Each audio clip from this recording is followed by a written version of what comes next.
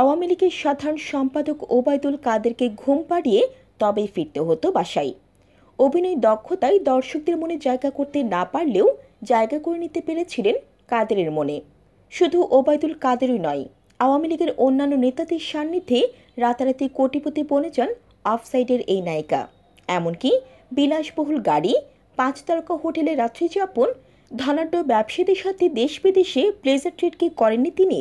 বলছি ঢাকাই সিনেমার বহুল আলোচিত ও সমালোচিত অভিনেত্রী জাহারা মিতুর কথা। পেশায় চিত্রনায়িকা হলেও ওবায়দুলের সাথে কাটত তার বেশিরভাগ সময়। অবশ্য ওবায়দুল কাদেরের আগে সাবেক তথ্যমন্ত্রী ডাক্তার মুরাদ হাসানের সাথেও গোপন সম্পর্ক ছিল মিতুর। এমনকি অন্যান্য এমপি মন্ত্রীদের সাথেও রাত দিন ওঠা বসা ছিল তার। তবে বরাবরই মিতুর সঙ্গে নাম এসেছে ওবায়দুল কাদেরের, কারণ শত ব্যস্ততার মাঝেও মিতুর বইয়ের মোড়ক উন্মোচন থেকে শুরু করে সিনেমার মহরত অনুষ্ঠানেও ছুটে যেতেন ওবায়দুল কাদের। রাজনৈতিক নেতা কিংবা ধনাঢ্য ব্যবসায়ীদের সাথে দেশ বিদেশে ঘুরে বেড়ানো ছিল জাহারা মিতুর নিত্য নৈমিত্তিক কাজ।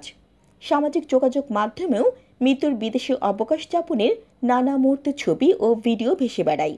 বছরে একটা ছবি না করলেও এভাবে বিলাসবহুল জীবন কাটানোয় বিভিন্ন সময় নেটিজেনদের কটাক্ষেরও শিকার হন এই অভিনেত্রী।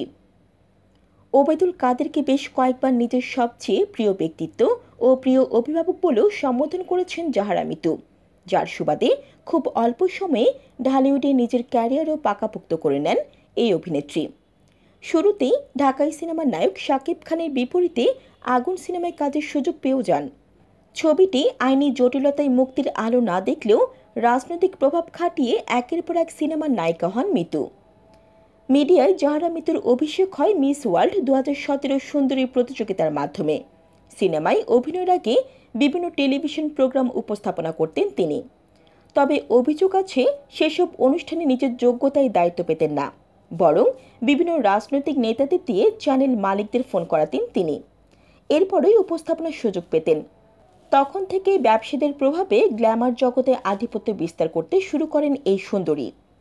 ছাত্র জনতার গণ অভ্যুত্থানের মাধ্যমে শেখ হাসিনার সরকারের পতনের পর জাহারা মিতুকে নিয়ে নানা রকমের মন্তব্য করছেন দর্শক। যদিও এসব সমালোচনাকে তুড়ি মেরে উড়িয়ে দিয়েছেন এই অভিনেত্রী। উল্টো ওবায়দুল কাদেরকে অস্বীকার করার দুঃসাহস তার নেই বলে জানান। একই সাথে ওবায়দুল কাদেরকে অভিভাবক এবং তাকে বিভিন্নভাবে অনুপ্রাণিত করারও দাবি করেন তিনি।